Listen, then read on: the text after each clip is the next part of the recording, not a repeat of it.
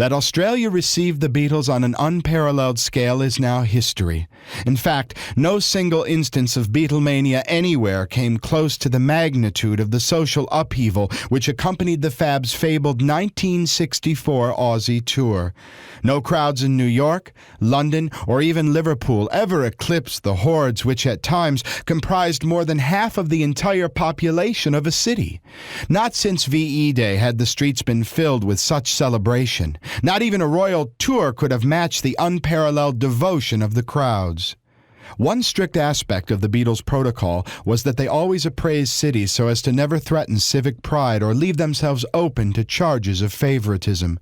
But this rule was torn asunder, first in Adelaide and then Melbourne, as John declared incredulously, "This is the greatest reaction we have ever received anywhere in the world."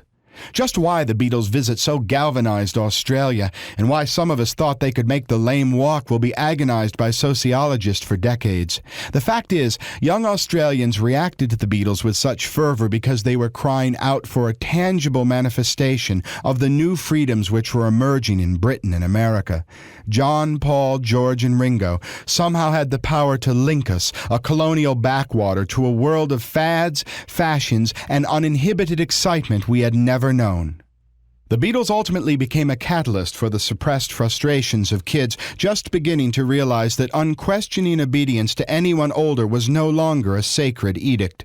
To a 16-year-old in 1964, standing outside a hotel in a public street screaming at the top of one's voice was a breathtakingly daring act, an adrenaline-drenched escape, as was playing truant, pushing over airport barriers, thumping plate glass windows, and standing about in the rain with like-minded friends.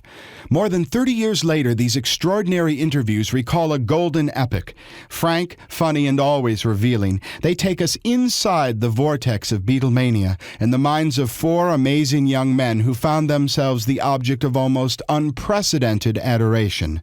Glenn A. Baker, Sydney, fall 1995, author of The Beatles Down Under.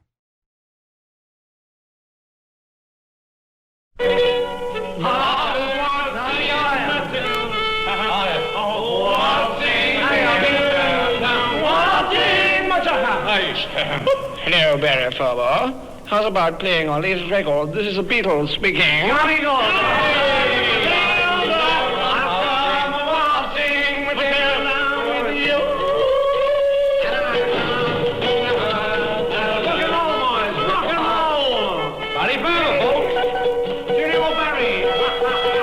Fellas, how much have you heard about Australia?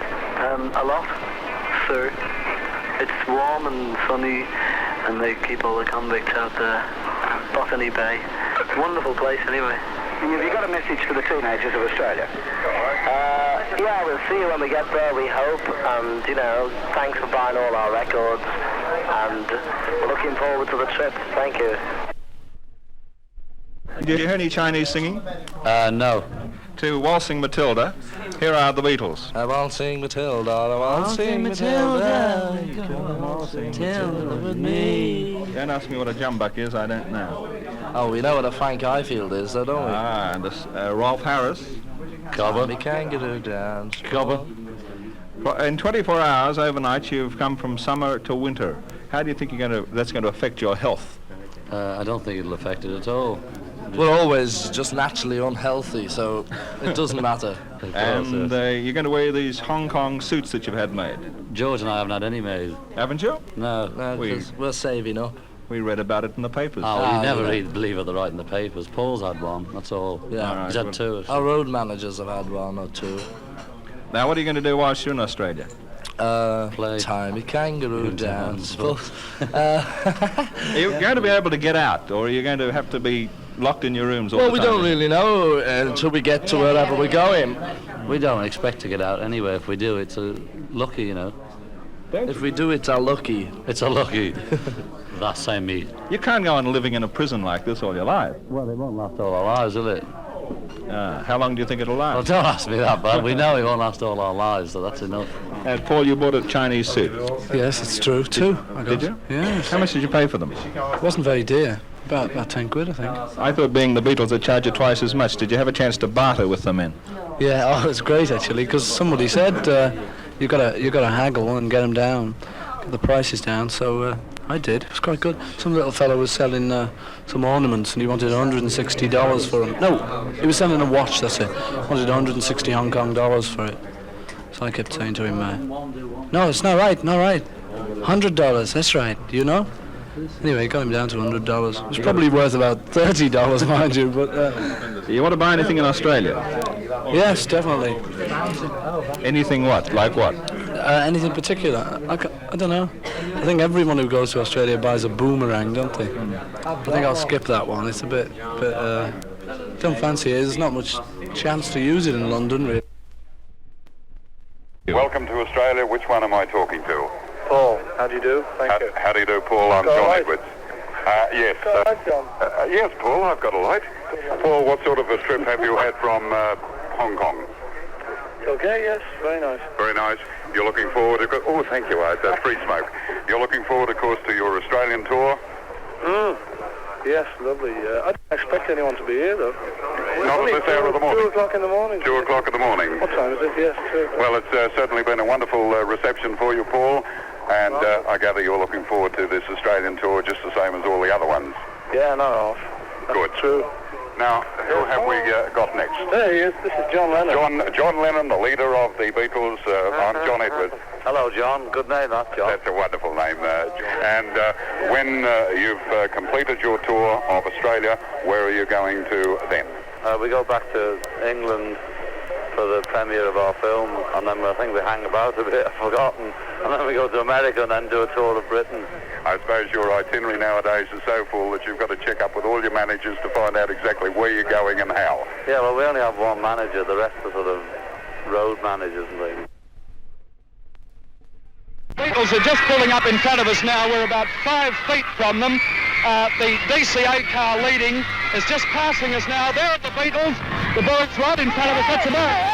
Australia, fella. Hello, Paul. Hello, Paul. Hello, John. There's Paul screaming out, I'm sorry, as he went past. What did you think of your wet welcome today? Very good. I thought they were very nice coming out in all that rain. Yeah, it was great. Did you enjoy the rain?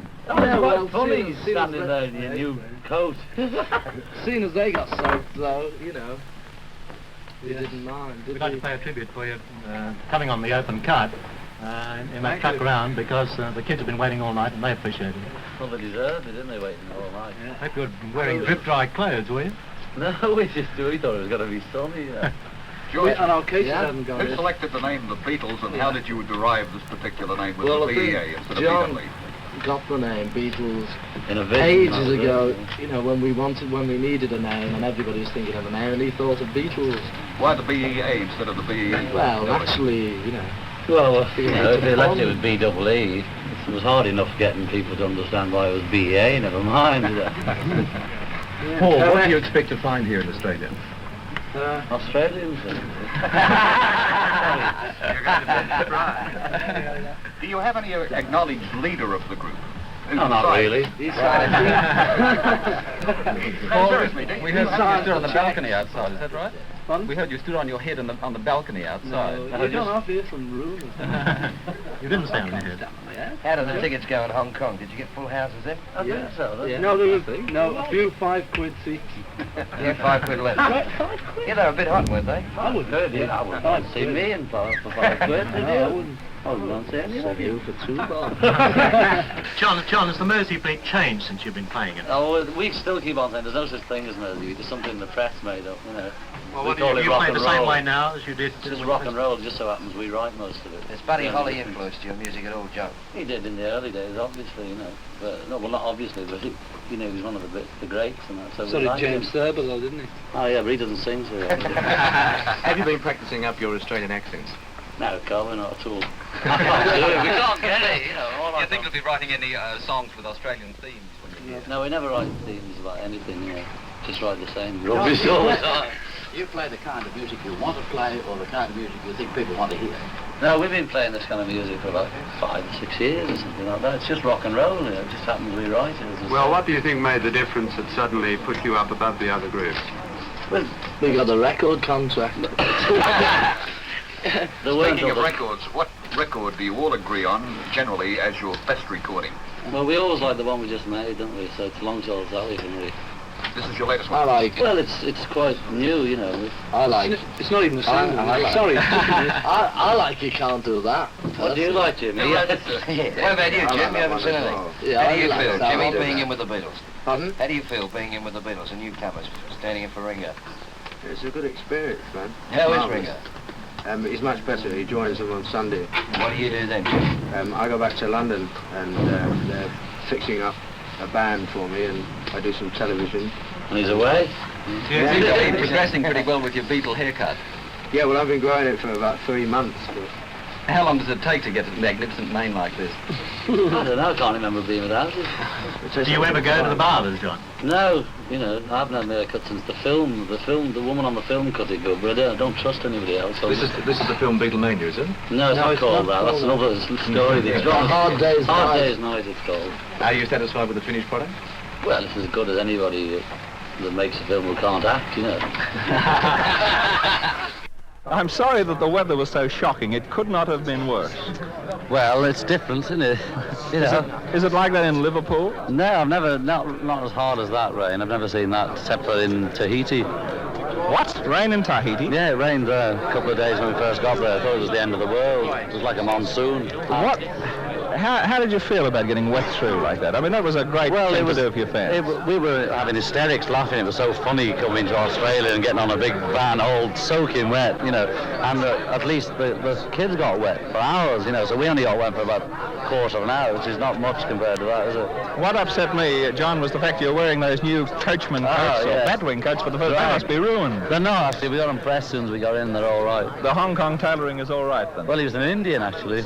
Paul, what was it like out there on the tarmac? Yeah, it was a bit of a pity, actually, because I was thinking, well, showing off my flash suit, but it just got soaked through. I've just been advised, and Paul told me that this was not going to happen, that your next release in America is going to be a song called A Hard Day's Night. It'll come out on the 26th of June. I think Long Tall Sally's the next release in America. Well, according to Cashbox this week, it's A Hard Day's Night. I'll give it. You know more. I only know what we... No, well, that's what true. happens in England, you know, because they all make their own singles out of the LPs everywhere else. Say something for the Australians. Hello, Cobber. How's Wagga Wagga? That's all I can say. Didgeridoo and all that. Thank you, John Lennon. Paul, you're probably the lady killer Beatle. What is your impression of the Australian ladies? Very nice. Why are you always surrounded by the ladies? I'm chatting them up. Chatting them up here. What does chatting them up mean? Pardon? What does chatting them up mean? It's a pommy expression. You're in Australia, mate. Oh, we invented the language. What are you talking about? What, the Liverpudlians invented it? Or desecrated it? Us British chaps. Oh, yeah. Yes. Jimmy's a Cockney. Well, not a Cockney, but very nearly. Yes, I live in London. I wasn't born under the sound of Bow Bells, but I come from a place called Barnes, which is about 6 miles outside of London. We found some of your cousins you're going to meet later in the day, and I hope you'll find... Yeah? Oh, that's marvellous. I hope you'll find some more relatives while you're here. Yeah, so do I. What would you like especially to do while you're in Australia? Well, this outback, you know, I've heard of this word outback, and It's I'd the like big to... open spaces. Is it? Yeah. Oh, that's what it means. Yeah, I fancy going there. You'll have a little What was trouble it? getting there, I think, because it's a long way out back, you see. Is it? Are you going to buy any camel seats, is it? Camel seats you bought? No, I bought a camel seat in Bangkok, yes. I want some... kangaroo seats. No, I'm putting you on. Yeah, you're putting me on. Some of those things that go... Well, the boomerangs, that's right, yes, and some spears and things, you know. All right, and I hope like a boomerang you will come back, Jimmy. Oh, so do I. Would you like a kangaroo when you arrive at the airport? Yeah. You know what happened last time you mentioned? He mentioned a horse or something. Somebody's brought a horse round at the stage door. Now, Ringo will now be here on Monday. That's what I read. I thought he was coming Sunday. I see he's well and happy as he came out of hospital. You'll be pleased with that news? Yeah, that's good. That's a close picture he's taking, isn't it? Fisheye, it'll distort your face. This is one of these fisheye cameras. George is sitting beside John. He's taking a picture of me from about 6 inches away. Well, this lens is a funny one called a fisheye. And actually, we hate having our pictures taken with them because when they come out, you know, it's just all distorted. You look like a dustbin or something. So I'm doing one of you. Get my own back. George is the boy who appeared in underpants yesterday. Actually, it wasn't. It was a towel I had wrapped around me. But you know, we were watching on TV and they were saying, I wonder why they're not coming out to wave. And there was no way we could tell them that we didn't have any dry trousers. None of us had any clothes. So anyway, in the end, Paul and John got a pair of trousers from somewhere, and I went up with a towel around me just to wave. You know, otherwise I think they might have thought we were trying to be funny. George, you look out the window flying to Adelaide, you see sunshine. And that's a pleasant thing to see after Sydney. Yeah, it's a bit of a change after all the rain. Oh, thank you, Bob. Cheerio. See you, Bob. Keep looking at the records. Buy me book. Correct? This is Jimmy Nicol, who is perhaps the only member of the Beatles who's able to move around a little, although he does get mobbed. He appeared last night at Checkers with Frances Fade. You played drums with her, though, I believe, during her act, didn't you? Yes, a whole second performance at the club, yeah. Isn't this difficult to do, not having worked with her before? If you've got soul, man, you can do it. That's fine. Had you seen Frances before? No, never. Jimmy, have a wonderful time. Thanks a lot, Bob. Paul the Renegade always tries to get out of the hotel, but never does. Me? No, not really. I just couldn't sleep last night, so I just decided to go and see what Sydney was like. You're still a prisoner. Couldn't find him, though. A prisoner of his own fame, I think, and this is something we've talked about before. It happened in Karachi when you went out at 2:10 in the morning, yet you tried to venture forth in the heart of King's Cross at 11:30 at night. Yeah, well, I'm a tourist at heart, you know. You're not going to see much of Australia if this continues, though, are you? You never know. One of these days I'll make it. In other words, you'll try and get out of the hotel where you're staying in Adelaide to see a little of Adelaide. Well, I don't know. You know, I might do. I quite fancy seeing the places, you know. It's the only thing I don't like when we never get a chance to see them. So sometimes go on little sightseeing tours at night, you know. Now you've had 24 hours in Australia. What's your reaction to everything? I think it's a great place, you know, a nice place. We haven't had much decent weather yet, but apparently it should be a bit better in Adelaide, somebody said. Because Sydney wasn't very good weather, was he? I think it must have been the mongoose season. Here's the situation in the town hall balcony. It's absolutely magnificent. Can we have a little quiet, please? Would you like the boys to talk to you and say a few words if it's possible? A police officer said here a moment there'd be at least 30,000 people in front of the town hall area. This is something that's never been seen in Adelaide before. It's absolutely magnificent. Can we have a little bit of quiet, please, and we can talk to each one?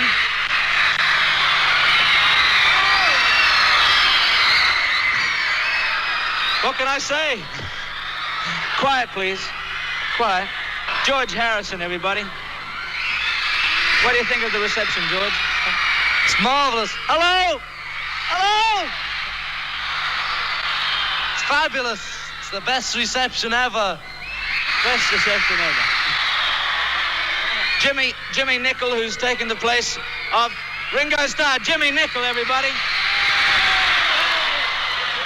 Jimmy, how do you feel with the concert tonight in this fabulous crowd? No, this is the best I've ever seen anywhere in the world. Yeah. Jimmy Nicol. Jimmy, you're from London, aren't you? Yes, that's right. Yeah. Have you heard about Ringo and how he's getting on? Well, I think he's getting a bit better now. Yeah. That's good. John. Well.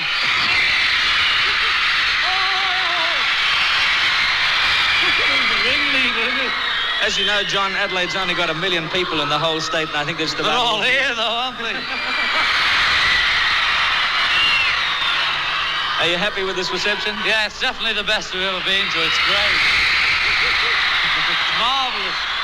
John, happy with your flight down from Sydney? Yeah, it was very good. We had a good flight. Paul McCartney.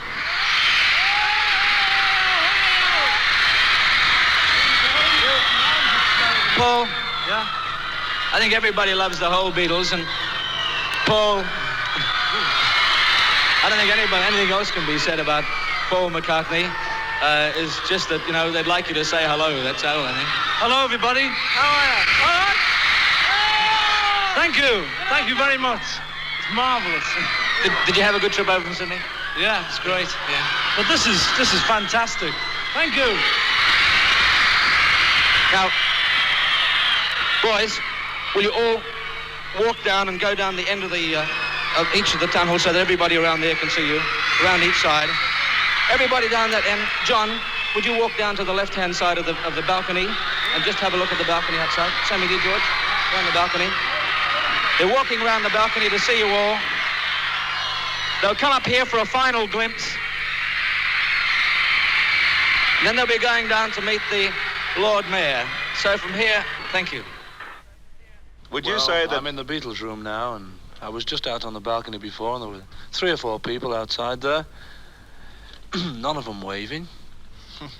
How many would you say were there, John? About 4 million, I reckon. Actually, I'd say between 5 and 10 million. I wouldn't like to count them. And hundreds of them in a bin there all day. Does this happen? In a bin? In a bin all day? Hundreds of them in a bin all day. It's the record. You see? The record. They must have gone in a bin all day. Yes, I sort of woke up at 7 o'clock and I thought, oh, it must be late.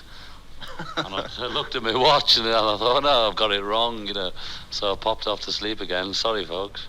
Actually, there would have been 200 people there. I think it's 7 or 8 o'clock this morning. And I want to know whether this sort of thing's been happening elsewhere in the world. I've seen it in Amsterdam, but what about New York? Is this bigger than New York? Oh, it's bigger than New York, but they were outside the hotel. So a lot of them got in New York, you know, finding them in strange bathrooms and things like that. The New York hotel was a bit higher, though, you know.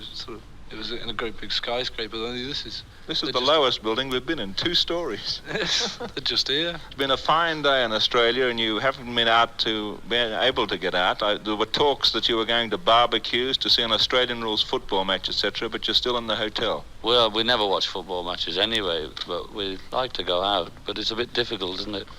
Yes, I believe tonight you're going to watch yourselves on television, and then you're going to listen. Your show will be broadcast tonight. You're aware of that? Yes, we know that. We saw you last night recording it. What did you think of the reaction of the crowd here in Adelaide? Great, you know, that's all you can say. People give it. It's marvellous. It was, you know. It was wild, man. Wild, baby. Wild, babe. Woo! Keep going. It's Mad Mal. He's back again. Playing Mad Monkey business. Yeah. Cut that out, Mal. Cut that out, Mal. We've had enough of that. Listen, can we get this telegram in? Oh, yes. See, there's a telegram here that says, did you see Welcome Beatles nearing landing? Reply, Julie Hodgkinson, Thebarton Girls Technical High School. Oh, we did see it. So we want to thank you all. We saw it out of the plane just as we were coming in the schoolyard, and we saw you all jumping up and down. And we were waving, but you couldn't see us. So thanks very much.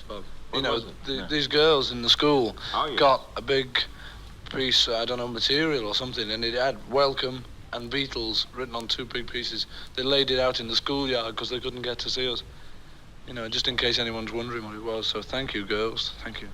I see in this morning's paper that some 200 schoolgirls staged a sit-down strike at lunchtime yesterday because they were not allowed to listen to the Beatles broadcast of their arrival on their transistor radios. Did you hear about that? No, that's tough. I read also that we were only 220 yards away and they weren't allowed out, but some people are like that. Never mind.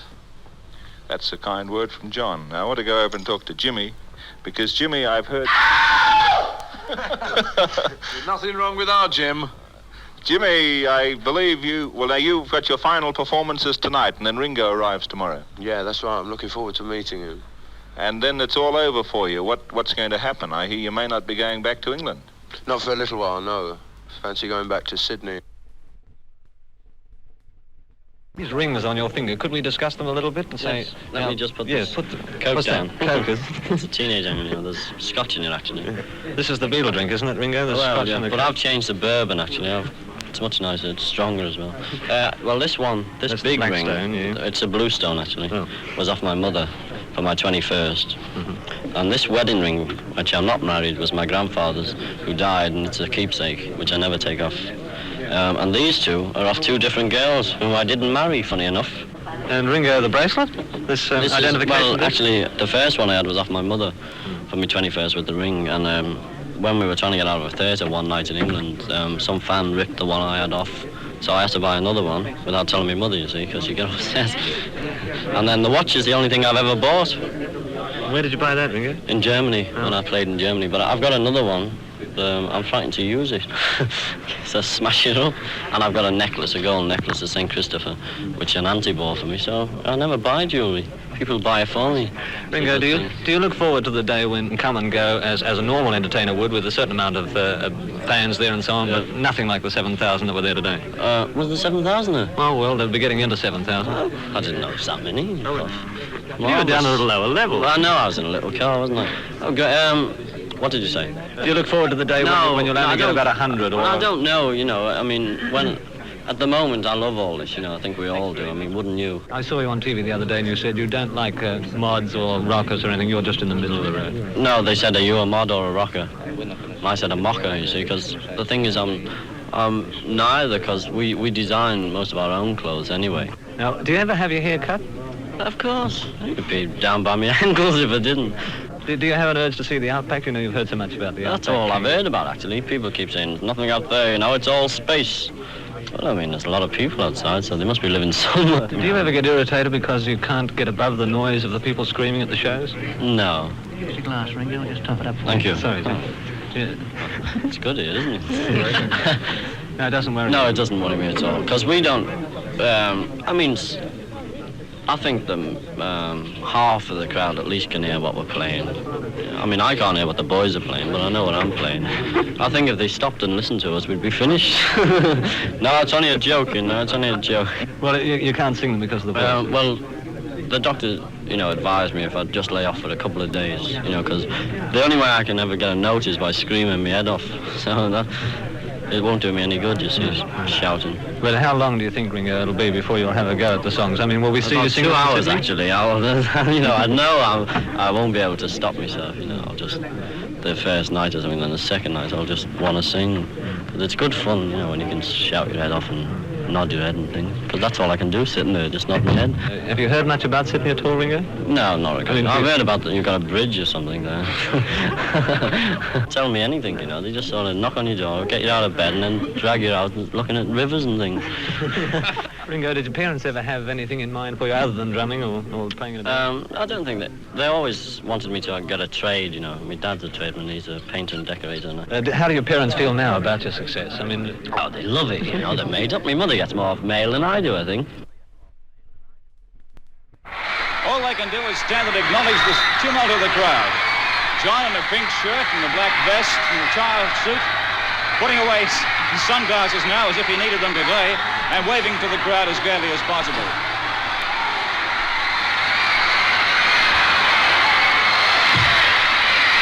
Young Paul, as ever the life of the party, is clowning for the crowd and grinning madly and waving furiously as though it's just like an ordinary everyday affair. Ringo is standing back and giving an occasional wave. He looks rather blue, I might add. He's shuddering and rubbing his hands, and the boys are rubbing each other's arms and flapping themselves as though they're a couple of penguins fresh from the Antarctic. But just listen to the mob. Just hear it.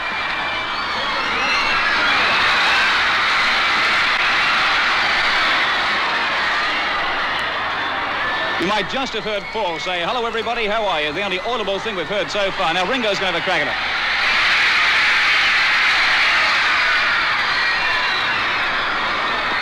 Couldn't hear a thing Ringo said, but he shook his bushy head and his hair flopped around everywhere, and that was enough for the fans, and they went mad once again. I'm Alan Lappin from 3UZ. Bob's been touring with you all over the world. You must be sick of the sight of him now. No, he's a good lad. We like Bob. Go on, say you're sick of the sight of him. Just sick of the sight of him, but he's a good lad. Well, all over the Western world, John, Beatle music is accepted, and it's tremendous music. You make beautiful music together. There's one place you haven't been, and that's the Soviet Union. Yes, I know. They seem to think we're kind of capitalist trick or something. They keep writing about us, but you know, it doesn't really matter. I don't think they can afford to buy records there anyway, can they? John, this book of yours has developed into a bestseller. Have you any ideas about another book? Well, you know, I'll just sort of carry on writing, and when I've got enough, it'll be another book. That was what happened before. Just so I happened to add enough pages for a book. Have any of you Beatles ever been in the army? No, National Service. We don't like armies and things like that. What do you think of this trend in England now with the mods and rockers? I think there's no harm in it, except for when they get out of hand, you know. But it's something to do. Yes, it certainly is. They clash during the summer months in England, apparently, not in winter. I think that there used to be those clashes anyway, only they didn't have separate dress on, you know. I'm sure these things are built up a lot bigger than they are. Well, in Australia we have rockers and surfies at the moment in Sydney. The surfies hang around the beaches and the rockers ride motorbikes. Yeah. It's a pretty similar deal. Have you got a barber? Not a personal one. You'd have to get a trim every so often, would you, John? Well, I need a trim at the moment, but I can't find anybody I'd trust. George, England is dominated on radio by the BBC. Yeah. What original BBC disc jockey started playing your songs and your records first? I don't know. Originally we were played on Radio Luxembourg because that's the commercial station, and the record companies, you know, they pay for airtime on these shows, so they promote the records. So that's the show we were on first. Have you anything to say about the pirate ships which are operating up there? Well, it's great, yeah. It's about time, you know. In fact, it's about time we had commercial radio without having to get out of the 5-mile limit. You know, we could do with a couple right in there in London. And Radio Luxembourg was the first to do this. They did it many years ago, yeah, but they still got to transmit from Luxembourg. Which is a long way away, 200-300 miles. Which makes the reception not as good as the BBC. A character that's always fascinated me is the Screaming Lord Stutch. Such, is it? Yeah. He's got a radio station of his own now on a pier. Well, it's an old fortress. It's owned by the Navy, and he took it over because there was nobody using it. And he started his radio Such, and as soon as he got it going, the Navy moved in saying, get off our property. Mm-hmm. They hadn't used it for years, though. Oh, well. But I think they let him have it now. Yes, he apparently is broadcasting there, and there are 2 pirate ships as well. Yeah, but we've heard Such's radio stations only picked up by passing ships. Thank you very much.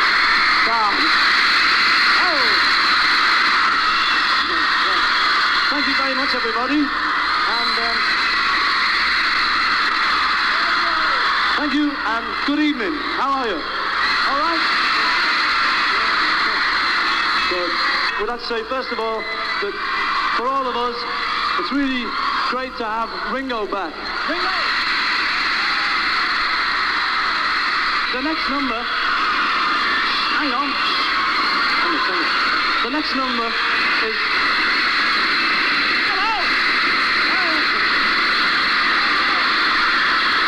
So before we go,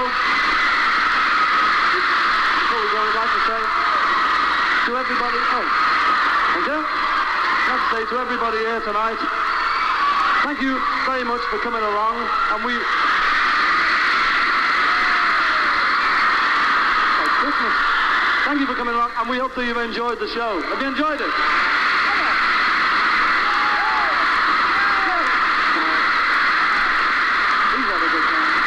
One more thing, seeing as this is the last night that we're playing in Melbourne, we'd like to thank everybody for being so great to us, and we'd like to dedicate the last number to 2 people who've been very good to us while we've been here.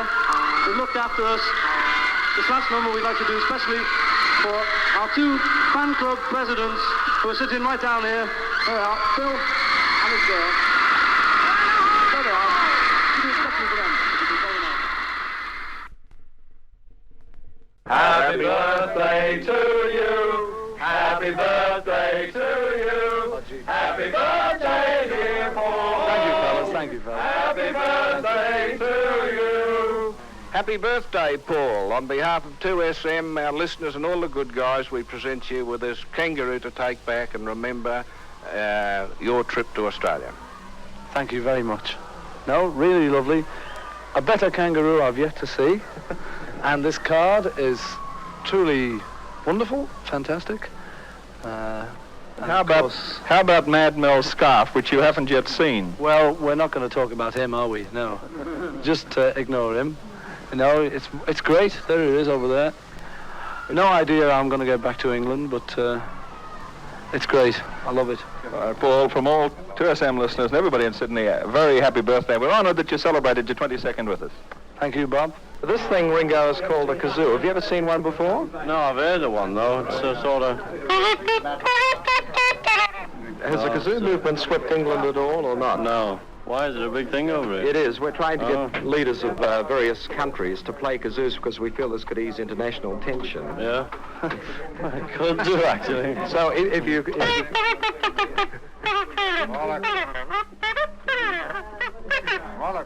One? Do you think Mr. Home would like one if we sent him one? I don't know. Who's Mr. Home? He's out of the money. I know. Whom? Anyway, we'd like you to have that one. kazoo and you can play with it while Thank you're you very much, thank you, Mike. Never mind, Mike. Thanks, Ringo. Thank you.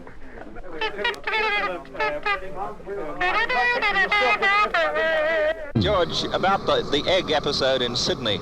Yeah, we heard they'd been throwing eggs at somebody, and when we got on stage there were remains of eggs around, and all the way through the act I was ducking and looking around to see if there was anybody throwing them at us, but as luck would have it, they didn't. George, jelly babies have been thrown again, and does this worry you? Yeah, I don't like them at all, because they're so dangerous when they come in big numbers like it does at a show of that size. If you get one in your eye, you're just blind, aren't you, for life? Now you're in New Zealand, what are you looking forward to seeing? I don't know. Have a look at a couple of Maoris, I suppose. Has anybody told you about these tikis that you have souvenirs of? Well, we saw some in Tahiti, the tiki gods. And I don't know if these are going to be the same. Actually, John and I ordered 2 6-foot-high tiki gods made out of wood, 2 each. How are you going to get them home? Well, we ordered them in Tahiti and asked some fella to post them. John, you looking forward to seeing your Aunt Mimi again? Yes, I don't know whether I'll see her on this trip because the place she's staying at, she said, is miles away. Will she be going back with you? I don't think from this trip, no, we're joining her at Sydney, or Eric or Dave, somewhere like that. John, what's your reaction to the Australian trip? It was marvellous. Well worth the trip, and we hope to come back. What about... correct. What about the circular stage at Sydney Stadium? Well, it was a bit off-putting the first half of the first night. You don't know what's happening. You keep going one way and then going there, but you get used to it after a couple of days. Instrument? Ringo, we see that Jimmy Nichols had a lucky break back home. What do you think about that? Well, he's having quite a few lucky breaks. All the best to him. Good old Jimmy. So what do you think about this kiwi that's been given to you? What kiwi? That thing they gave you when we got on the plane. That big monster. Marvellous. That's a kiwi. That's a nearly extinct New Zealand bird. Well, they're not that big, really, are they? No, they're about 10 inches tall. Oh, well, this is about 3 foot. I knew it was a kiwi because it started polishing my shoes. It's Paul singing in back. Yeah, that's Paul singing at the back. And, well, now, you know about the tikis, these traditional symbols? Yeah, we've got one, actually, but it's a dirty load of cheats because they're only made of plastic. I want a real one. You going to buy one? Well, I suppose so, if no one gives me one. What do you think of the beautiful scenery of New Zealand? Mountains look all right. Looks like the moon. What's that, John? Looks like the moon from here. Hey, listen, what about the egg throwing at Sydney Stadium? Well, nobody threw any at us, I don't think. Oh, yeah, tried them first. Yeah. One night, somebody threw one at us. We didn't know, actually, till we got off. There was a bit of egg on my trousers. But they stopped throwing them by the time we got on. Anyway, we had people posted, so as soon as they threw them, we were going to get them dragged on stage and smash eggs all over the place, all over them. Now, Paul, you were given a kiwi, a very large one. How do you feel about it? Was it a kiwi or an emu or what? That was a kiwi. That was what you wanted to see. Yes, true. Well, I've seen it now. We're going to take it around with us, in New Zealand. I love those big things. What about the tikis? They told you all about tikis? Yeah, something, little gods, aren't they? Very nice. Not as good as that kangaroo you gave me, though. Thank you. What about Sydney? Did you like the reception? I loved it. Knocked out completely. The Hotel St. George in Wellington. After their... Opened it. I said St. George must have opened it. That was John. This is Paul. Hello, Bob. And this is Ringo. Hello, Bob. Where's George?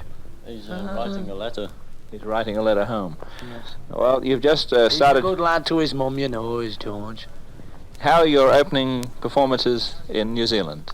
They were very different from Australian, because Australians, I think, are much wilder people anyway, It's very exciting to play a show in Australia. But here, it was a different kind of thing, because they're all very conservative. It was okay, though. I mean, nothing to complain about. Yes, mind you, the New Zealand people thought it was wild, but, I don't think you would have thought it was, comparatively speaking. Yet outside the hotel later, at about 11 o'clock when you made your appearance, they were quite wild, weren't they? Yes, they seem wild from a distance. When you get near, it seems to quiet them down. Now, they're good, but compared with most other places, they're very quiet. I believe a policeman had some gashes in his leg when you left the hotel at 5:30. And That's there was a bit... funny, we didn't leave till 6:30. I don't know, I haven't heard about it. Oh well, I hope not. Get well soon anyway. A number of girls who burst through the cordon right at the end of your second show. Yeah, that was exciting. You know, it got a bit exciting towards the end of the second one. We were hoping they'd be up on stage dancing and things, but police coming back. You know. We've read since we left Melbourne that the Southern Cross Hotel has cut up the sheets in which you slept and given them to orphans. Yes, well, it's a good idea, I think. You know, I mean, at first I thought it was a daft idea, but as soon as they said, you know, that it's going to a good cause and they're selling it to help all the orphans and things, you know, I thought, good idea, that. Good idea. Now, John, your Aunt Mimi's reunited with you, and I believe has introduced you to some of your relatives. You've got more relatives here than in England. I haven't actually. I seem to have a lot everywhere. One gathers them. But, yes, I was reunited with her, but she's staying on here. Excuse me, Ringo was making a funny noise. I don't know exactly what he was doing. Bit of wind, I think, don't you, Ringo? You had an unfortunate experience, I think, at your first performances in New Zealand. The microphones didn't seem to work properly. There was a lot of distortion. How do you feel about that? You carried on like troopers, but how do you really feel about that? Well, we don't like it, you know, and the mics are not as good as normal. We have played on worse mics, mind you, but it's not very often. You know, it's normally in the early days. We expected them to have better mics here, but actually Jerry warned us about the mics here because he had a lot of trouble. But the fellow said they're getting a new set in. Well, the new set wasn't much better from what we can work out, but he's going to try again tomorrow. The large percentage of the audience couldn't even hear you, I feel, right around underneath the balcony. Well, that was a drag, you know, but we couldn't do anything about it. A few of them were shouting, weren't they? You know, speak up and that. There's nothing to do with us. You have crappy mics, what can we do? Ringo, this is the first time that you have sung on this Australian tour. How did... Isn't it New Zealand, Bob? Australasian tour. Yes, first time. So what are you going to say about it? Did you notice the enormous reaction as soon as John moved the microphone over towards you? They knew it was going to happen. I thought he was going to hit me with it, you see. Did you sang boys? Well, we usually sing which numbers are popular, you know. I never sing boys in England anymore. I usually sing I Want to Be Your Man. I think in Australasia, you know, boys is the number that Ringo's known for. What would happen if any of you caught the flu? We probably flew home. How do you like that one, Bob? Oh, he's got a good... Yes, he has. Have you bought any souvenirs in New Zealand? No, I bought a couple of Maoris, but don't tell anyone. Never get them through the customs. I got a couple of plastic tikis given to us. Whatever happened to the real ones? You never seem to get the real ones, you know, Bob. Always them plastic Japanese models. Yes, well, they tell me that they have a very, you know, great rite behind them, and they hide them and they bury them because they mean something, you know, to the real Maoris. Fertility or something, isn't it? Yes, well, I didn't want to discuss that. You didn't want to discuss that, you know, teenage program he's got. A bit disgusting, all that fertility. Already. What? No, fertility, that's all potatoes and fertile crops and all. That's what it means, I think. Well, now, finally, the Vienna Boys Choir is in town. Oh, you must go and see him. Must go. I've heard they're a rave. I believe they're wild, man. You got to watch it when they're on. Hey, they don't but they blow up a bit of a storm, those fellas. I know, they'll have you heard shaking their heads, seen them? I've seen them, yeah. Go mad, they do. Vienna Boys Choir Mania. Yeah. Just a minute, John. Vienna Boys Choir Mania, I'd call it. Any special message for Australia? Yeah. Yes.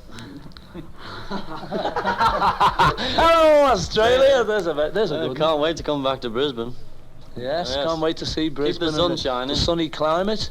See you then. Yeah, I hope there's more people than this over here in Brisbane. I think there is. How many does it hold in Brisbane? But what are you looking at your tape for? We've plenty of time. It's just running out. So about 6,000 in the festival. Nice. I like a big crowd. I like a big crowd too, especially a big Brisbane crowd. Lovely. Lovely.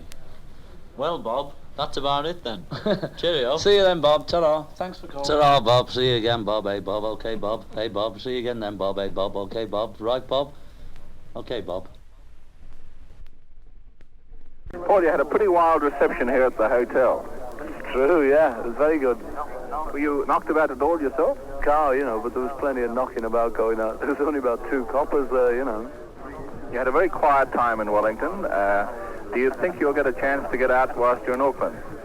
You never know, you know. We've been trying to fix up something. I think we'll just sort of play it you know, as it goes, see if anything happens. If a chance comes up, then we'll be out. Would you agree that whilst you're performing, the crowds here are quieter than they are in Australia, but afterwards and outside of these activities, they're wilder, and anything's liable to happen? Yeah, well, they weren't in Wellington, you know, because, of course, the last show in Wellington was pretty wild. A young fella jumped up on stage and grabbed at you, but you went on singing. How did you feel? Did you think the thing was going to get out of hand?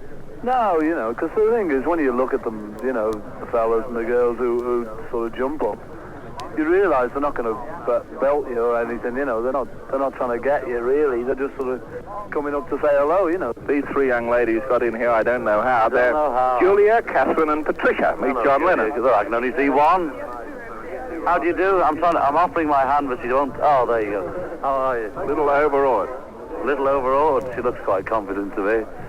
John, you seem to have spent most of your extracurricular activities here, and how's that for a word in Wellington? I like it, really. Meeting relatives. We're not in Wellington now, Bob, but I did when I was in Wellington. Yes, I met quite a batch. Ringo had quite a batch that he didn't even know, but I knew mine. Has this become a competitive thing? No, one of those things, isn't it? John, there was a story told about a fellow who knocked on your window on the 8th floor outside. Would you like to tell us that story at the Sheraton Hotel in Sydney the night you were packing to come here? Yeah, well, we were just sort of each shoving our rags into a case, dirty rags, and I heard a knock on the window, and I thought, oh, you know, it must be one of the others messing around or something. I didn't take any notice of it. He kept on knocking. So I went out there, and there was this lad who looked just like a Liverpool lad, and I knew before he opened his mouth where he was from, because I thought nobody else would be climbing up 8 floors, you know. And I opened the window, and this lad just walks in, Peter, I've forgotten his other name, and he says, hello, dear. And we said, hello, dear, and he told us how he climbed up, and he'd emigrated 6 months ago. And gave him a drink, because he deserved one after that climb, you know. He climbed up outside the hotel? Outside. He came up on the different balconies and the drain pipe, I think. I took him round to see the others, because he climbed into my room, or the sitting room we had, but the others were still packing. And they were quite amazed. They thought I was joking when I told them. Now here's Ringo, who seems to have started in competition with John in the relative race. Relative race. I've met 3 girls and a man, and they're really about second cousins when we get down to it. He's not my brother at all. Ringo, have you heard this record that the Howard Morrison group here in New Zealand have got a big hit with called I Want to Cut Your Hair? No, not yet. I've heard all about it, though. Is it good? Have you heard it? I haven't, but everybody's talking. Everybody's talking, but nobody seems to have heard it. Anyway, tell them they're allowed 4 bars, and after that, they're sued. Have you heard about the furor that's been created in Auckland about the civic reception, which is costing £60 of the ratepayers' money? No, my God, they should be broke after that. I've read about it, but I mean, it doesn't bother me one way or the other. We either go or we don't, you know. I mean, we never ask for civic receptions. We don't expect them. People do it, we're flattered, but if they don't, you know, that's that. After what happened in Melbourne, you're probably not really looking forward to another civic reception. I enjoyed the one in Melbourne. The one in Melbourne was quite a good one. The Lord there was a great fella, and his wife and his daughters. And then all of a sudden, the press keeps saying we didn't enjoy it. We walked out. I walked around that floor shaking hands with everybody. The Lord Mayor's reception. Yes, asking me, right. It was one of the quickest and most pleasant we've ever been to. We went onto a balcony and we waved to the crowd and some Maoris danced for us. And away we went. The Lord Mayor was very nice. Said, I wouldn't have blamed you if you hadn't come. All the fuss they've been making around here about how much it's costing. He was very good. Paul made the speech. What did you say, Paul? I can't remember. It wasn't very good, I'm afraid. It was an outstanding speech. But thank you very much. I think that was the rough idea of it. And then we just sort of danced around a bit. The Maoris danced, we didn't. Sort of played with those played with those little things. What are the little things? I don't know, just plastic bags full of paper on a string. But they're good. They're poise, aren't they? They're called poise? That's what Ringo sings. Go on, say that. Poise? Yeah. Well, it could well be. I call them something else, but that was just a personal matter between me and my... What have you been doing all this tour, George? I've been touring, Bob. I've been to Sydney and Melbourne and Adelaide and everywhere, Wellington. Yeah, it's great. Having a good time. What are your reactions to these Maoris, the natives of New Zealand? Do you have anything to say about them? They're very nice, warm, friendly people. Just a minute, Mumble. Wait till we get to Mumble's Ringo. Now, what are you talking about, Mumble? You were mumbling over there. What do you think about that? What do you think? And then 2 of us happened to talk together. And you missed me completely and give the mic to Paul. Don't be hurt. I don't He's like hurt it when now. you do that to me, Bob. He's hurt. Why'd you hurt me? I thought they were great because I liked them. That's maybe why I thought they were great. Singing? Very the good. singing was marvellous and all that. Remember that bit? That was it. That was a haka. They did a war dance. No, that was Ringo. That was me, actually, Bob, doing a... Very loud. I know it's loud. Exceedingly loud. So what? If Taste you'd gone to of- bed last night, you'd have been all right. Oh, well, all I can say is thank you and good night, Ringo. So, Ringo, you've been talking about a new EP, and I have news that the extended play will include Matchbox on it. yes, I'm featured on it. Actually, it was written by Carl Perkins about 6 years ago. He was at the session. Yeah, Carl came to the session, actually. I felt very embarrassed. I did it just 2 days before I went to hospital, so... Very good. Please forgive my throat. Also, there's a song called Slow Down in the EP. Who knows something? Down. Yeah. Slow down. Slow down. That's one of John's, and John would like to talk about it now. I've nothing much to say, Ringo. You put it so well. I know. Plus, it's just an old rock and roll number from 8 years ago, from Larry Williams, who you still don't know. And Carl Perkins. Why mention them? I ask myself. Can you hear me? Ringo, there's a report in some overseas paper that when you get back to England, you're going to have your tonsils out. No, they wanted me to have them out. But it won't be. Maybe I'll have them out in our next holiday. Instead of going... anyway, wouldn't why have you got to have... Because they're no good to me. George said, why have I got to have them out? And I said, because they're no good to me, you see. Because the doctor reckons that I may start having a lot of trouble with them. And so he reckons it'll be the best thing to have them out. But apart from that, I don't know, really. I've met a lot of doctors who've got a great collection of those things. Yeah? Yes. Do you think somebody may raffle Ringo's tonsils or sell them at a high price if they're taken out? No. I don't think so. They're squirmy little horrible things. George, quick. I'm going to talk now. But legally, you see, Ringo, they'd still belong to you. So they couldn't sell them, could they? You could sue them. Does Mr. Epstein get a quarter of your tonsils? No. Well, he can have them all. I'm not worried about them. Personally, I'd worry about them if I were you. Why would you worry? Dreadful operation. Have you had it? Dreadful. And you're a man, what? What did die? Never from it? saw him again. 1 week. Ooh, next week. Out. I know. Dead. See? I don't know. Never to think boys again. Never to think. Well, excuse us. We could have them out, though. Oh, George. Because you've had everything else. Yeah. He's had a lot out, Ringo. There's not much left of Ringo, actually, but makes a lot of noise, doesn't he? Topless frocks are the big news. A topless swimsuit. dirty thing! Look, George is going to talk again, will you please? Again. I'll have you know, I've been wearing one for years. It sounds a vaguely good idea, but I wouldn't have my wife or any of my friends wearing them. Well, you've had us wearing them. I know, Paul. You're so well built. No, I don't like them, really. We're talking to the Beatles. Are we? Honest. He knows, doesn't he? After 3 weeks, he's called on. He spotted us straight away. As soon as he walked in the room, he said, we're talking to the Beatles, you know, like that. Nobody told him. I'm just using my imagination. Your imagination of it. You know, elucidating on the problem. Oh. Do you mind? I don't really mind, John. Well, as long as you don't mind, we'll carry on, will we? Can we elucidate on your film and the songs therein? And do you have a favourite song in the film called A Hard Day's Night? And I loved her. And I love her. Yeah, I love that. Like I love thanks, Ringo. And the way you sing it knocks me out. And the yeah. way that camera goes over your head. Oh, you should see I that thought, hello. I like If I Fell. If I fell. And I like that one as well. Oh, About that one. It's nice. But they're all nice. They're all really quite. are. I like They're them very all. big-headed about their tunes. You know, it's amazing. It's not big-headed, Isn't it? it? The It's man just- asked us a simple. He asked us if we liked them. Why is Ringo picking on me? Listen, I'm not picking on you, John. You are, Ringo. I'm just sitting here trying to do an interview with Rob Bodgers. I'm your friend. And here you go, picking on me in public. See? Picking on you. Believe me, John. Well, I hope we can call a truce, Ringo. Well, because John, can't go on like this. One of us will have to go. You come in. Is there any chance that either Ringo or George is going to start writing some songs? I mean, Well, actually, George has written a few songs, and he'll tell you all about them now. I'll tell him what the...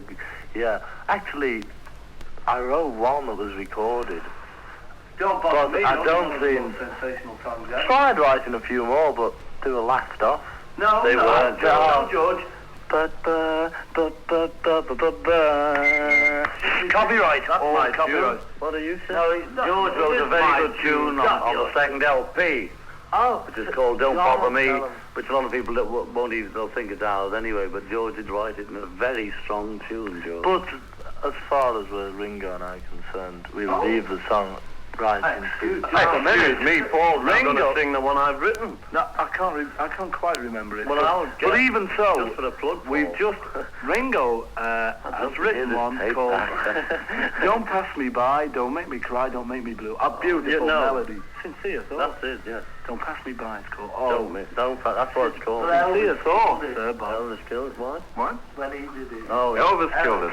No, he didn't. No, but you really, this is Ringo's first venture into songwriting. Are you going to sing it for us now, Ringo? I'm not going to sing it. Paul's going to sing it. Pass me by, don't make me cry, don't make me blue. Yeah, it's not a blues feeling. Blues feeling, you know. Yes, I can do it. You know, darling, I love Cumberland and West. It was going to be a Western, but Cumberland and West, he's like one of those. The nicest blues feeling, man, and it knocked me out. It knocked you out even though you wrote it? In fact, I'm going to get a tape of him singing it for me very own. Are the Beatles going to record it? I don't know. You never know. I don't think so, actually. I keep trying to push it on them every time we make a record. And we always try and do it. Unluckily, listeners, there's never quite enough time to fit Ringo's songs on. Because he never finishes it. Isn't finished? It's finished. We finished it. Such a 18 years. We're talking to the Beatles, and we're in New Zealand, where there's been a definite anti-Beatles spirit in certain areas. I don't know whether the Beatles have noticed this or not. How can you say that? We've had a few complaints about in Auckland because the mayor wanted to give us a civic reception, and as usual, a few fuddy-duddies thought, well, they're not royalty, don't give them one. But the mayor was very good, and he said, you know, those people should go to pot. Anywhere you go, you know, but it's not serious. It's just one or two nuts in the crowd with little banners shouting, you know. And then there was the police superintendent who didn't want to give you an escort. Did you hear about that? Yes, we heard about that. He just didn't want to help us. They're not giving us an escort, really. They're giving the crowd protection against themselves. Another thing, of course, you get the silly little fellas in the crowd shouting, "We want Arthur." Which is a very original thought, seeing as it was done weeks ago in Sydney. Mind you, for all I care, they can definitely have Arthur. Arthur's a wonderful chap, but they can have him. Have you got any plans for when you leave Australia? What happens? Ringo. Well, I'm going straight to England, I don't know. But I'm just going to go out of my mind. We go back to England and we do we go to the film premiere. You know, one in London, then one in... Ringo saying TV. Liverpool. Only Liverpool. Remember? I know. We do a Lucky Stars, don't we? Do we? As well, before we do the premiere. I just thought I'd clear that matter up. Photographs. Oh, we do photographs the day after we get home, which we started to do, and I took bad, so we're going to do them. Took bad? I took bad. Well, it's sort of the northern slang, John. Then we go to America, and we got a tour of Britain, and then a Christmas show at the Hammersmith Odeon. Paul always rescues it on the serious side. You notice how conscientious he always is. Well, you see, He's very conscientious. I've got to try and answer your question seriously. If you don't want me to, Bob, I'm very happy not to. Just observing. Just observing. Robert. I asked for salad. I got this peculiar thing in the middle of a big mouthful. I take big mouthfuls because I don't eat often. And I can't get rid of it. What was it, John? I don't know. A gherkin? It could well have been something I've never eaten before. I can't eat again. What do you think of New Zealand food? Well, Scotch is all right. It's all right, I suppose. It's edible. New Zealand butter is famous. In fact, your Aunt Mimi, John, buys it in England. I know, she does a hair in it. It's an amazing fact, actually. There's George doing it. George doing a bit of R&B backing. I think he's plugging Matchbox, is he? He's shaking a matchbox. Very good, Rob. That's right, yeah. 1, 2, 3. Hidey hody, everybody. Catchphrase. What's the Beatles' catchphrase? Griffy Maka Mumu Waha. After me, listeners. Griffy Maka Mumu Waha. We've forgotten it, haven't we? Because we're only joking, aren't we? It's been nice working with you. Everybody. Hody-dody. Hello, everybody listening. This is George Harrison of the Bottles. Hello, everybody. As Bob would say, this is John Lennon of the Beatles saying... Hello, everybody. This is Paul McCartney speaking. Very, very correct. Hello, everybody. This is Ringo speaking. Right. Correct. No, right. Correct. I'm changing it. You're still picking on me, Rick. I'm not picking on you, John. You keep trying to put words into my mouth. I know, because nothing coming out. Sir, there's no need for that. You're about to make a very frantic tour of the United States. Yeah. That will be, 25 cities in about 30 days. Yeah, it's going to be hectic, but I'm sure we'll enjoy it. Definitely will. Of course, Eric pointed out earlier, you do lots of one-night stands in England, but of course the distance is so much less. That's true, yeah. In America, apparently, we've got to sort of fly hundreds of miles each day to get to the next place, which, will be pretty tiring. But even so, it'll be good fun, I'm sure. Well, you've played America before. Yeah. Have you found that the audiences over there are just as receptive as they are in other parts of the world? The audiences in America are wild, The ones that we played to last time were fantastic. Just hope they're as good next time. Paul, do you have any objection to the releasing of your early records that were made with people like Tony Sheridan and things in Hamburg and places? Well, not really, but if we could stop them, we would, because I think they're a bit old hat. It's all old stuff, and so if we had a say in it, they wouldn't be released. But we've got no say in it. We signed those sorts of contracts when we were about 18, because we had no manager and we didn't know what we were doing. Yeah. And consequently, we can't do a thing about it. George, you're going back to England and to Liverpool to see your film. Yeah.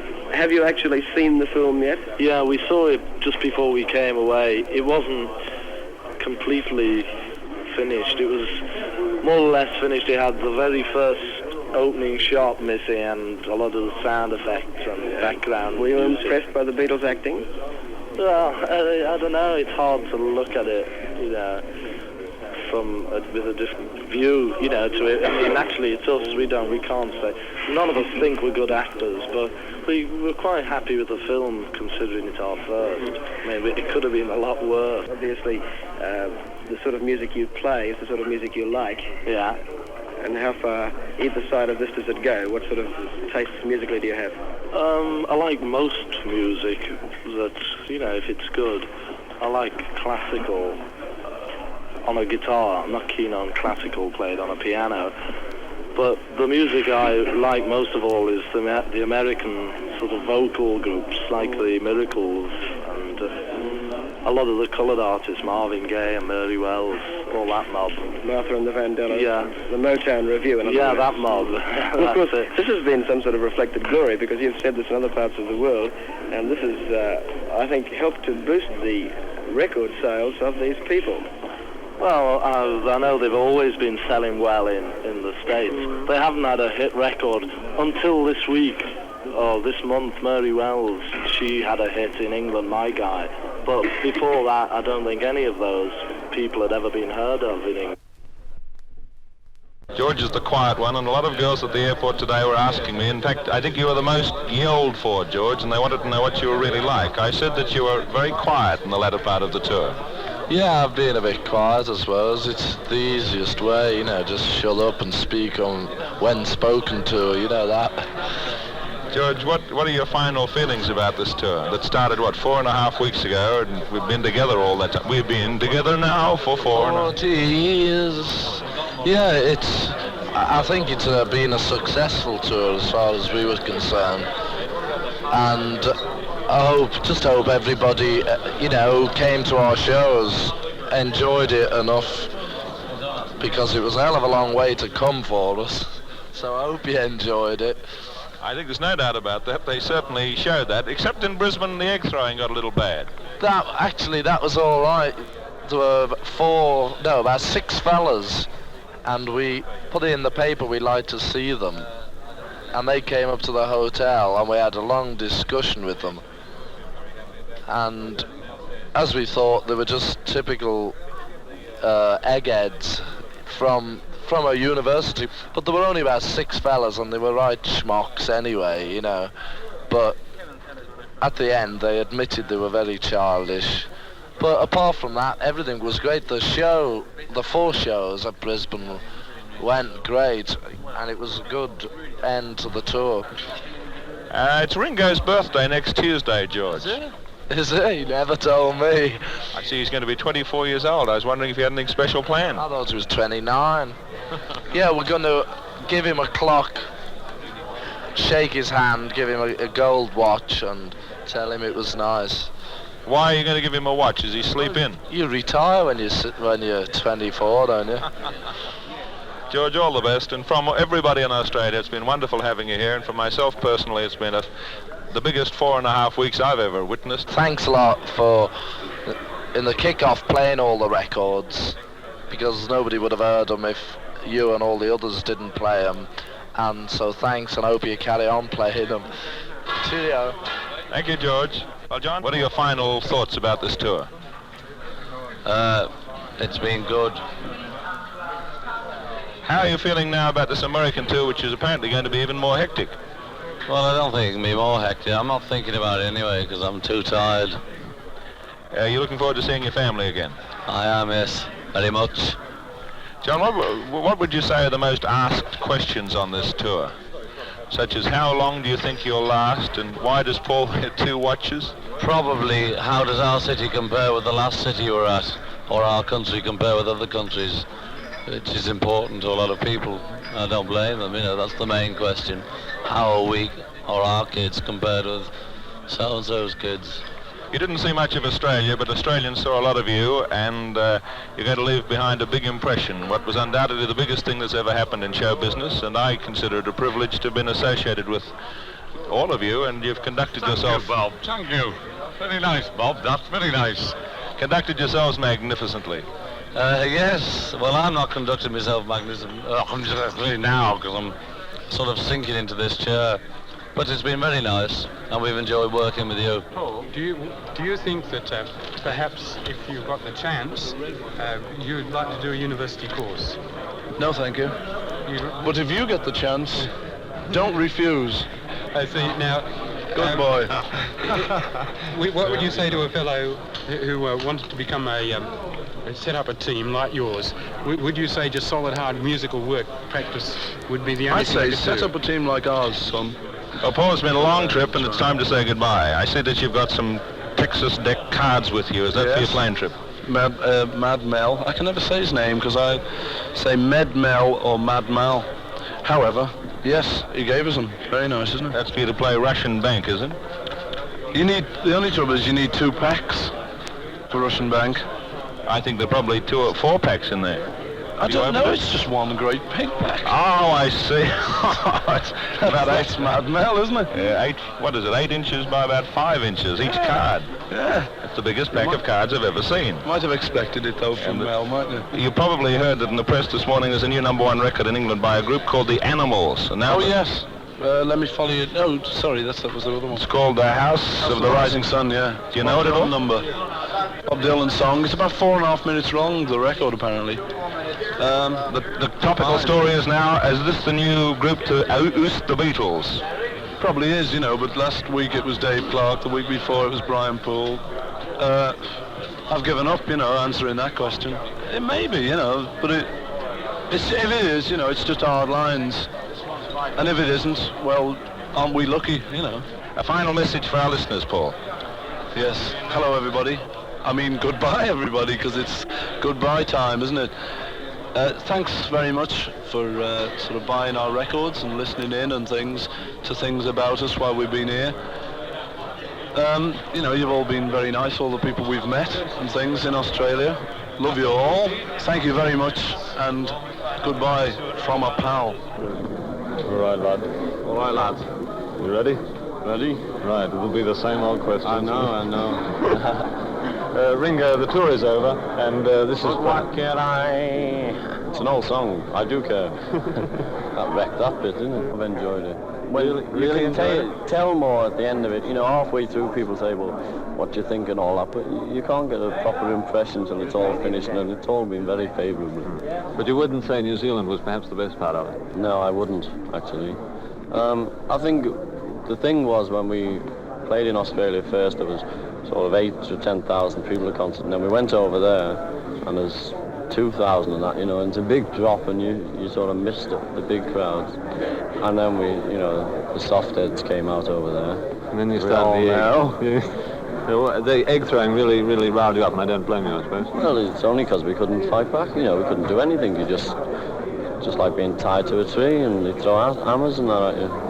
Just on a truck. What can you do? You can't get off, and they're all hiding anyway behind the fans. Now, Derek was telling us that you met a group of the egg throwers, 8 spokesmen. 4 of them, yeah. And we said, well, why did you throw the eggs? And he said, well, every time we turn the radio on, your records are on. So I couldn't explain that to anybody. And then he said, we said, well, why don't you go and throw eggs at the radio station? He said, oh, no, we can't do that. Or, at the crowd and that. They're just soft, I thought. Now, you mentioned in an earlier interview, Ringo, that you were a bit, not angry, but you felt a bit unhappy about the knocking that you seem to have got, that all the boys got in the newspapers. Yeah, well, I think we've had a few knockers. They just print rubbish, no foundation or anything to it. I mean, I don't care if a reporter goes to the show and we die a death, and he writes we die a death, but when people write rubbish, things that just don't happen, like one of our friends just said, that there was a barrage of all stuff on the stage last night, tomatoes and all that, and there's no such thing. It's just, that's knocking to me, as far as I'm concerned, and I don't see any sense in it. Ringo, by hook or by crook, we've gained a copy of the album A Hard Day's Night, and we'd just like an introduction. I could get a copy. Something, just sort of, this is Ringo Starr, and here's a number from our album, A Hard Day's Night. This is Ringo Starr, and I'm very pleased you could get a copy of our LP, and we're going to play a track for you now. Don't know which one it is, but don't worry. Hope you like it. Fine. And Ringo, it's your birthday on Tuesday. It's not, is it? Yes. What day is it? The 1st of July. Gosh, I just know. Actually, I don't want to know. 24. 24 today. Anything in particular you want for your birthday? No, nothing. Nothing? Nothing. You got everything? Not that I could say over radio. You reckon you've got everything? Yeah, well, no, I haven't got everything, but I can't think, people say, well, what would you like? I go, well, cufflinks, and, I don't know, I'm just happy with whatever people give me. Well, happy birthday for Tuesday. Thanks very much. I'm glad you remembered, I didn't. My mother's remembered. We've seen her for 6 months. You're going back up to Liverpool, do you think, when you get back? No, she's coming down about 2 days after I arrive in London with my dad, and they're coming down for the premiere and that, And also my father's from Romford, which is just outside of London, so we'll pop over to his parents, and then I've put them in a hotel in London. Well, do you feel a bit tired after all, Ringo? I'm tired now. I've been up since 6 this morning. I got to bed about 4, so perhaps that's why. What would you say I wasn't at a party or anything, I was packing, very busy last night. No knocking going on here? No knocking going on here. Ringo, what would you say was the most asked question that you got on the tour? What do you think of Australia, or why don't you come out and see our fair city? Or do you think it's when is it all going to end? Perhaps that one? Oh, that's a big one all over the world, but we still don't know. Keep going. I think we've got a few months left. No, I'd like to say thanks, to all the audiences and all our fans in Australia, and you're a good old crowd. Geoffrey Giuliano is the author of some 30 internationally best-selling books on the Beatles, John Lennon, and other iconic musicians of the 1960s. In 2006, his book, Paint It Black, The Murder of Brian Jones, was made into a film by Stephen Woolley and Nick Powell entitled Stoned, The Wild and Wicked World of Brian Jones. It remains a cult classic and the only film bio of the Rolling Stones. Giuliano is also a veteran journalist, having written for dozens of high-profile newspapers and magazines, including The Sunday People, The Daily Mail, The News of the World, The Mail on Sunday, Playgirl, and Rolling Stone. A noted film actor, Giuliano starred in such movies as Vikingdom, Scorpion King 3, Jules Verne's The Mysterious Island, The Fifth Execution, Far Cry 3, Fire Desire, among many. In addition, he hosted the long-running North American syndicated radio series, Geoffrey Giuliano's Roots of Rock, for 5 years, as well as pioneering the audiobook industry in the 1990s by authoring, narrating, and producing over 250 original, non-book-based, interview-driven productions. Giuliano's publishers included Random House, HarperCollins, Delta Entertainment, Durkin Hayes, Playaway Audio, Speechworks, and B&B Audio, among dozens more internationally. In 1998, Random House acquired his firm Tribute Audio, for which Giuliano acted as CEO and publisher for 5 years. His best-selling audiobook, That Fateful Night, True Stories of Titanic Survivors in Their Own Words, was nominated for a Grammy. In 2014, Jeffrey Giuliano founded Icon Editions and G2 Media Arts to market his updated works as well as publish new projects. As a visual artist, Jeffrey has been showing in galleries across America since 1977, garnering impressive reviews. His first professional assignment was designing several T-shirts for The Who's Pete Townsend in 1976. Jeffrey also designed and illustrated many of his original rock biographies for the biggest publishers in the world from 1984 to 2006, as well as designing for his pioneering record label, Samba Records, in the mid-1990s. From 2006 to 2011, Jeffrey was also the primary designer for the French fashion house Cotai.